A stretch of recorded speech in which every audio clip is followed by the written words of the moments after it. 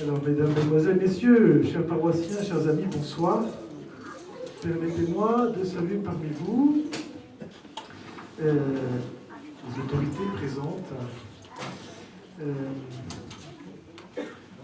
Monsieur Guy Boyer, maire de Montoire, Monsieur Bernard d'Auvergne, maire de Fontaine-les-Coteaux, Monsieur Aimé Houdbert, maire de Villavar, Monsieur Philippe Laligan, maire de Fortan, Monsieur Jean-Yves Ménard, que je n'ai pas encore vu, qui doit être quelque part où il va arriver, maire de Villiers, Monsieur Jean-Luc Nexon, maire de Traux, Madame Monique Richard, maire déléguée de Couture, Monsieur Thierry Fleury, maire de Lavardin, Mesdames Louisa Guillaume et Colette Moalic, adjointe au maire de Lunay, Madame Ingrid Chartier-Maléco, conseiller municipal à Montoire, Monsieur Thierry Sénat, conseiller municipal à Montoire, Monsieur Arnaud Tafilet, conseiller municipal à Montoire, Monsieur Patrick Tafilet, conseiller municipal à Montoire, ainsi que des autorités qui seraient présentes et dont je ne disposerai pas des noms en leur grade et qualité. À tous, je souhaite la bienvenue dans cette salle Saint-Laurent pour ce temps de rencontre à l'occasion des vœux du curé. Et je suis heureux de vous y accueillir. Mon prier de les excuser ce soir, et je ne veux pas les oublier, M. Pascal Prado, notre député, Mme Claire Granger, maire de Sanières, Mme Jocelyne Pesson, maire des Roches, l'évêque, M. Jean-Claude Séguineau, maire de Savigny, Mme Sylvie Bourderiou, conseiller municipal à Montoire, et M. Alain Dargeau, conseiller municipal à Villechauve. Également M. Philippe Percier, conseiller départemental. Je viens d'avoir son nom, je n'ai pas eu le temps de vous en Merci parler. Monique. Voilà. Également Philippe Percier, conseiller départemental. Merci beaucoup. Il est de coutume que le curé de la paroisse de Montoire-et-Toré présente ses vœux aux autorités, aux paroissiens, à l'occasion de la nouvelle année liturgique, c'est-à-dire de l'entrée dans le temps liturgique de l'Avent que nous venons de vivre dimanche dernier. Cette nouvelle année, je l'aborde avec un nouveau vicaire, un frère prêtre qui m'est donné par notre évêque pour me seconder dans la tâche pastorale. Voilà. À ceux qui ne l'ont pas encore rencontré, je présente l'abbé Pierre Lame, qui nous vient de Vendôme, où il a vécu 3 ans. Après, si je ne me trompe, 5 années à Romorantin. Voilà. Alors, avant Romorantin, il nous vient de beaucoup plus loin, vous vous en doutez. Et c'est à lui que nous devons tout à l'heure quelques nems qui doivent être au chaud à la cuisine. Mon confrère se partage entre la paroisse et la pastorale de la santé sur un ample territoire de la région vendômoise. Je rends grâce à Dieu pour sa présence à mes côtés. L'an passé, mon propos s'ouvrait avec la crise des Gilets jaunes, vous vous en souvenez, crise qui avait commencé, les Gilets jaunes qui avaient commencé à manifester sur les ronds-points à ce moment-là. Cette année, nous nous réunissons au lendemain d'un jeudi de grève tous azimuts. Tout va bien, nous sommes en France. Tel est notre beau pays, réputé dans le monde entier pour ses vins, ses fromages, ses grèves et ses manifestations. C'est actuellement la réforme des régimes de retraite qui mobilise les grévistes, je ne vous l'apprends pas, et l'objectif est la conservation d'acquis sociaux. Nous sommes coutumiers de ce type de revendications, je n'ai pas compétence pour en juger techniquement. Pourtant, qui a eu la chance de voyager de par le monde, notamment dans des pays non développés, sait bien que la France est quand même un pays riche. Un pays de confort et de facilité, où les aides étatiques sont abondamment développées. Il ne nous est pas facile, ça se comprend, d'accueillir la logique et les exigences d'une économie en crise qui cherche à se rationaliser et à s'équilibrer. Mais il existe en France, et cela me réjouit, un mouvement social d'une nature différente, un mouvement qui ne vise ni l'augmentation du pouvoir d'achat, ni la préservation d'avantages acquis, un mouvement capable de mobiliser des centaines de milliers de Français qui ne cherchent pas un intérêt personnel direct, mais le bien commun. Ce mouvement s'élève contre le projet de révision de la loi de bioéthique, spécialement contre la PMA sanitaire et s'appelle Marchons Enfants. Il est porté par un collectif d'associations qui s'appelle Tous pour la famille. Une première manifestation a lieu à Paris le 6 octobre dernier et une nouvelle démonstration s'y déroulera le 19 janvier prochain. Cette année, je ne vous montre donc pas un gilet jaune, mais un drapeau vert. Il faut que je le déroule. J'aime bien les couleurs. Ça change. Jaune l'année dernière, vert cette année. Voilà. Un drapeau vert.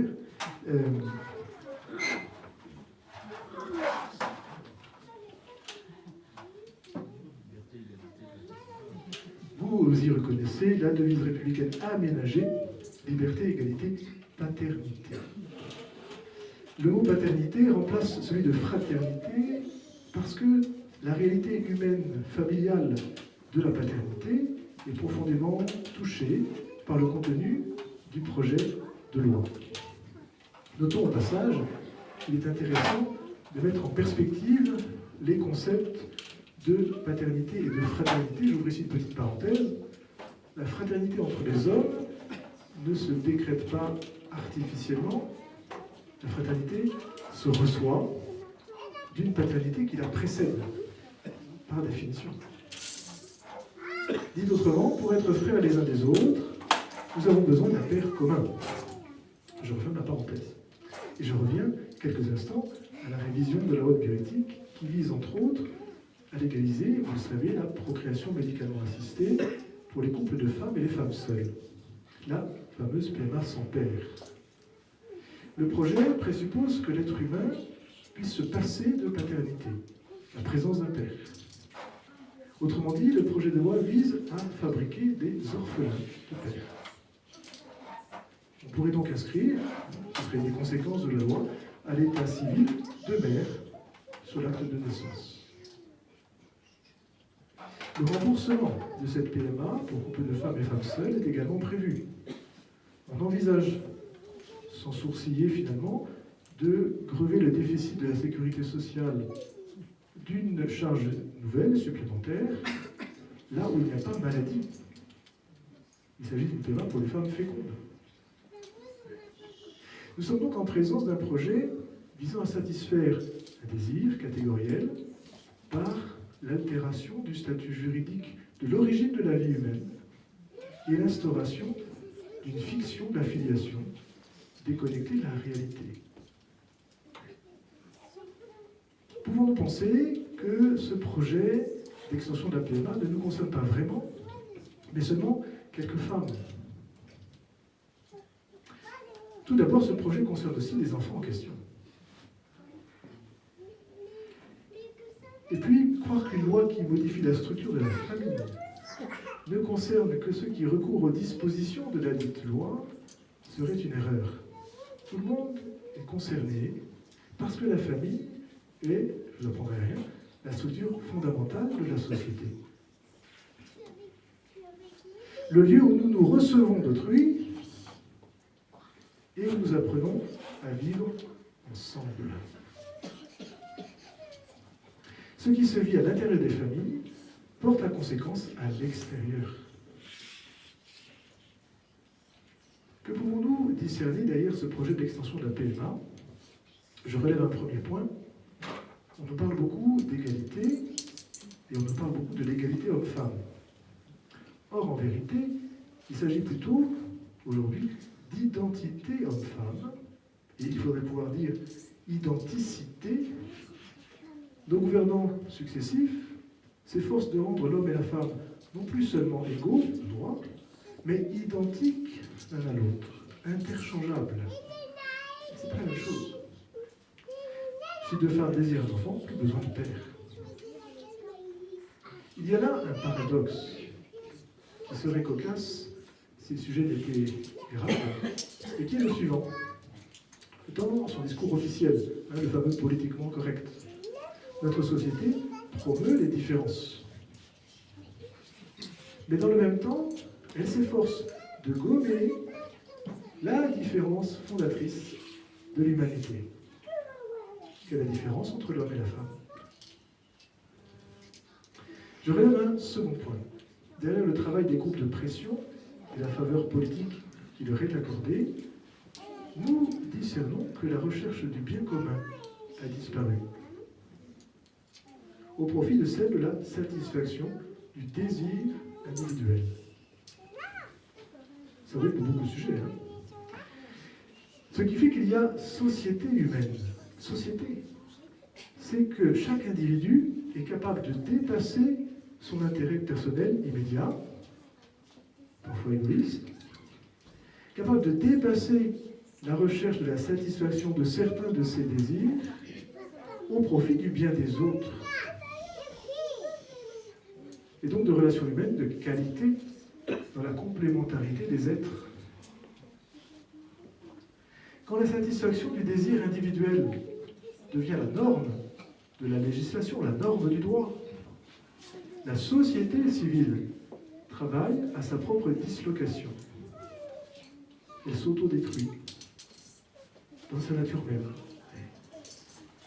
Il n'y aura bientôt plus de société, mais des individus ou des groupuscules juxtaposés qui se feront concurrence ou qui se feront la guerre. Avec ce projet de loi, nous sommes face à une éclipse de la raison et du bon sens. Le réalisme nous indique que pour qu'un enfant ait un maximum de chances de grandir de façon équilibrée et de devenir un adulte responsable, il lui faut un père et une mère, il lui faut une origine qui ne soit pas en lui une question qui le tourmente. Dans nos régions rurales, nous avons encore du bon sens. Parce que nous avons encore les pieds sur terre. Nous savons encore que l'homme et la femme sont différents. Et c'est bien comme ça. Qu'une femme n'est pas un père. Et c'est bien comme ça. Il y a suffisamment d'accidents et de drames qui font des blessés de la vie, des orphelins. On l'a vu tout récemment avec les militaires français tués au Mali, pour que le législateur ne s'en mêle pas et en produise davantage. Dans l'ordre du bon sens, il nous faut, me semble-t-il, redécouvrir que choisir, c'est renoncer. Choisir, c'est vrai pour tous les choix, choisir de vivre en couple avec une personne du même sexe, c'est renoncer à avoir des enfants. Quand on cherche à obtenir, et là aussi c'est valable pour tout dans la vie, mais permettez-moi d'employer l'expression, le beurre et l'argent du beurre, eh bien on provoque inévitablement des injustices, des déséquilibres, au détriment d'autrui. Toujours. En l'occurrence, il s'agirait d'injustices graves contre des enfants. Il s'agirait, en outre, d'instituer, c'est aussi un paradoxe intéressant, une inégalité nouvelle entre les enfants. D'un côté, ce qui serait né de l'amour d'un homme et d'une femme, de l'autre, ce qui serait artificiellement conçu au bénéfice d'une femme seule ou de deux femmes. Dans l'ordre de la raison, il nous faut redécouvrir que l'enfant est un être humain, c'est-à-dire un sujet de droit, et que par conséquent, il n'est pas légitime d'en faire l'objet d'un droit pour autrui. L'actuel projet de loi réduit l'enfant à un moyen, le moyen de satisfaire le désir d'un adulte. Il n'y a pas de juste droit à l'enfant. Dans l'ordre de la raison également, soyons lucides. Après la PMA pour toutes, l'idéologie égalitariste ne tarderait pas à exiger la GPA pour tous. Les mères porteuses pour couple d'hommes ou hommes seuls. Qui n'en a conscience, à moins d'être affecté d'une déficience intellectuelle grave? Dans l'ordre de la raison, enfin, je relève un dernier point. Aucun d'entre nous ne s'est donné la vie à lui-même. Par conséquent, nous ne nous sommes pas donnés à nous-mêmes notre nature humaine. Elle n'est donc pas à notre disposition.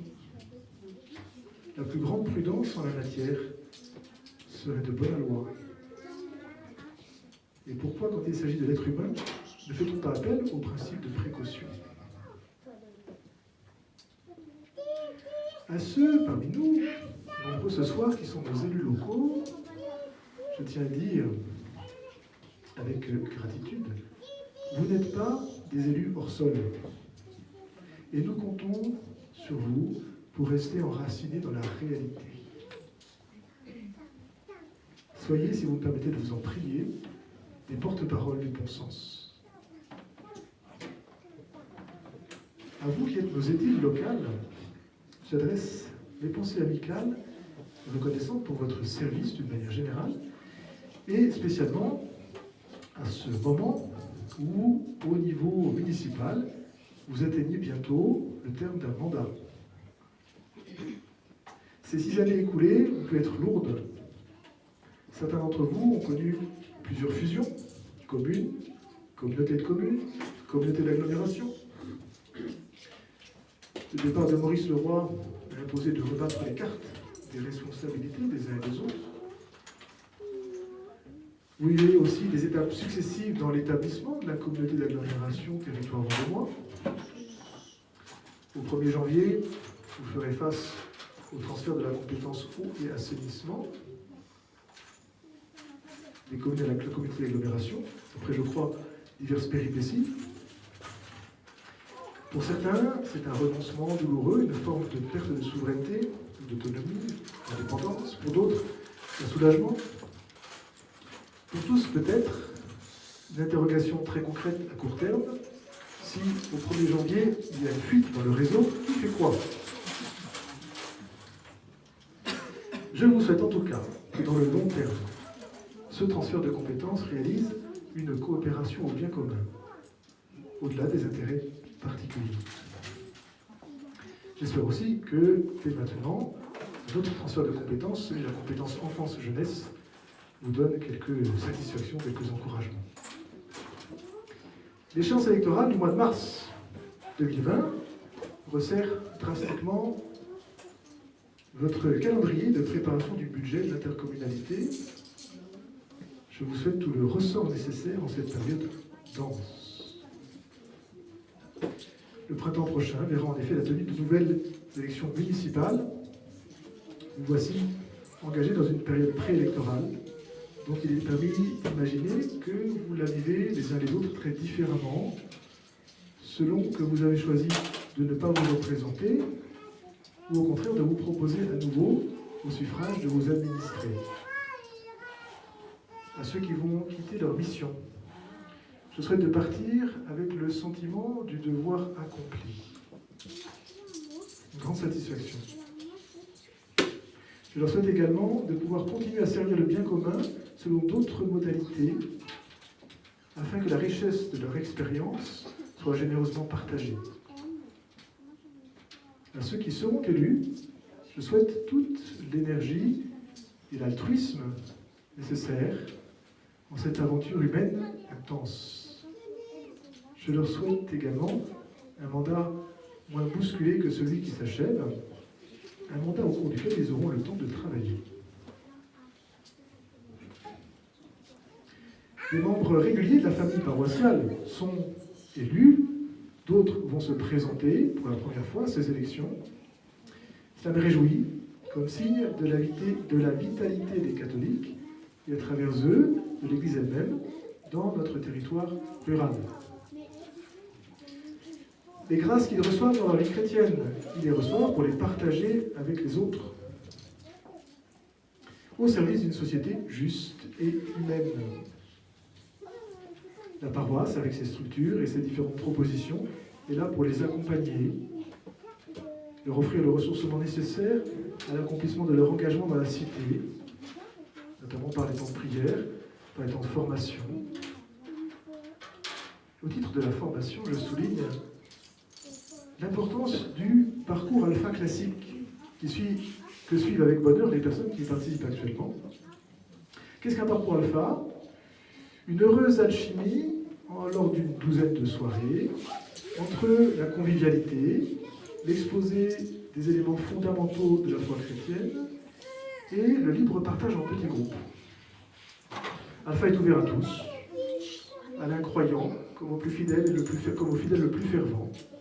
On s'y accueille, tel quel, sans jugement, on s'y écoute, Et au fil du temps, on a fait l'expérience d'une amicale fraternité qui dévoile une dimension essentielle de l'Église. Je suis très heureux que notre secteur pastoral, le Montoir-Rétoré, puisse offrir à tous la possibilité de vivre l'expérience du parcours Alpha.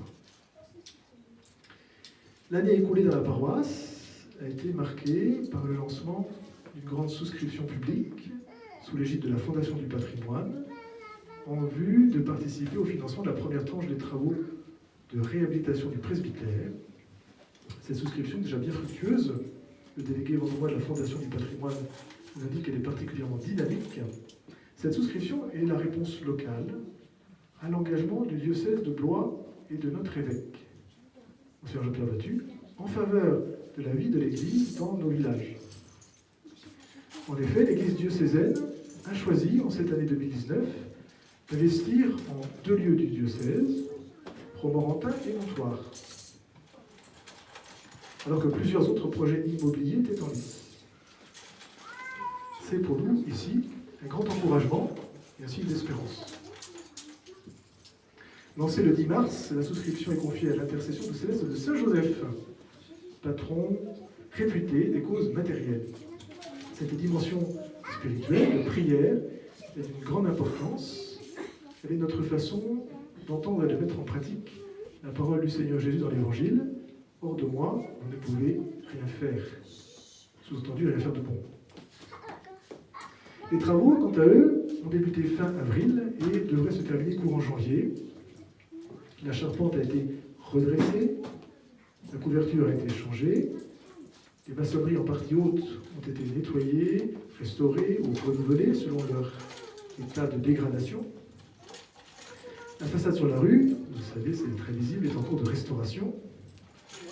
Les travaux intérieurs seront ensuite indispensables dans les tranches ultérieures. Cette première tranche est l'occasion de prendre conscience que ce presbytère est un véritable élément de notre patrimoine. L'architecte des bâtiments de France le date du XVIe siècle, et même s'il a été modernisé au XIXe, comme on l'a fait pour plusieurs maisons de Montoire, il a conservé des caractéristiques originelles. Vous pouvez déjà repérer un ornement Renaissance au fait du toit, un pot à feu, qui s'est trouvé encastré dans la cheminée centrale, on le voit bien maintenant. Et lorsque la façade réapparaîtra, vous pourrez admirer sa corniche sculptée. La souscription se poursuit. Je pense qu'on a disposé quelque part dans la salle des documents à cet effet. Vous pouvez en prendre connaissance. Autre élément majeur de l'année qui s'achève et de celle qui s'ouvre, la visite pastorale de notre évêque. De façon cyclique, l'évêque du diocèse doit visiter ses paroisses de façon à en connaître les différentes facettes et à mieux appréhender les réalités de la vie locale.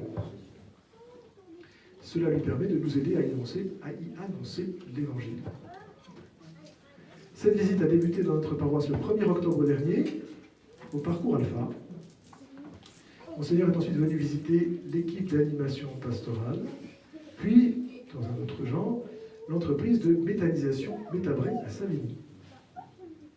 Monseigneur est venu prendre la température des activités au presbytère et il a rencontré les membres des équipes de la mission pastorale du deuil, ces chrétiens qui bénévolement et au nom de leur foi font un remarquable travail d'accompagnement des familles en deuil et de célébration des funérailles. Monseigneur viendra présider la messe ici à Montoire le dimanche 22 décembre à 10h30, puis il passera la journée avec nous. Il reviendra le 24 décembre pour célébrer la messe de la nuit de Noël à Savigny. Et d'autres visites auront lieu ultérieurement. J'ai évoqué l'équipe d'animation pastorale qui regroupe les plus proches collaborateurs du curé de la paroisse, après le vicaire. Cette équipe s'élargit en accueillant 3 nouveaux membres. J'ai perçu un des membres. Les autres sont peut-être pas là. Jean-François Duflot, qui habite Villiers, Laure Lorient, qui habite Montoire, et Nicole Moutron, Prunet. Nicole est là.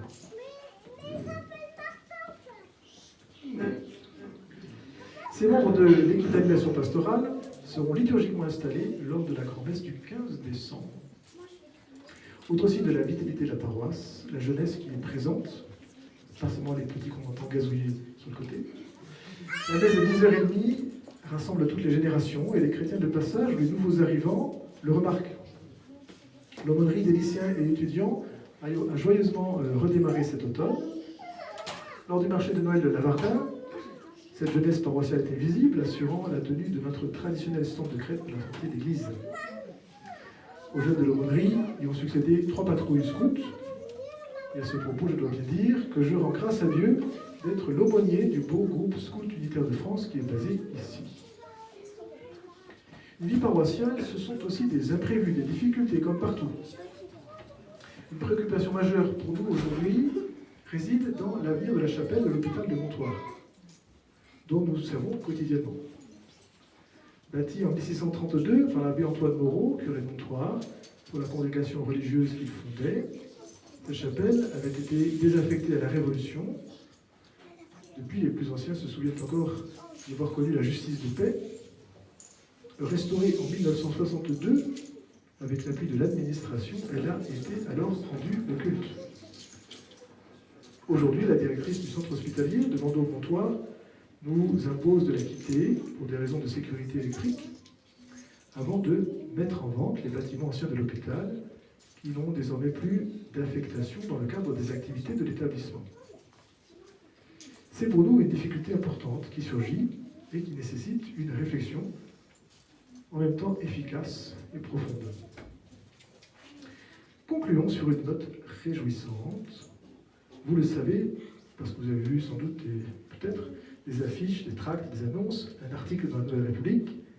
La paroisse accueille le 14 février un concert de Natacha Saint-Pierre dans l'église de Montoire. La Providence nous a permis d'adresser à cette grande artiste canadienne, c'est ça? Québécoise? Une invitation à se produire chez nous, et c'est une joie, en même temps qu'un privilège, d'accueillir une chanteuse de renommée internationale dans notre vallée du Loir. Ayant été suffisamment bavard, je vais m'arrêter là. Je rends grâce à Dieu pour le travail de mes collaborateurs qui m'ont aidé à préparer cette cérémonie, qui ont décoré cette salle, préparé l'apéritif qui va suivre, tous les talents paroissiaux qui se sont exprimés, que vous apercevez, que vous allez savourer dans quelques instants. On approche les fêtes de la Nativité du Seigneur. Je souhaite à chacun d'entre vous tout ce qu'il peut désirer de bel et de bon pour l'année à venir, tout ce qu'il lui faut pour mener à bien sa mission propre, et pour très bientôt, un tout joyeux Noël. Je vous remercie de votre attention.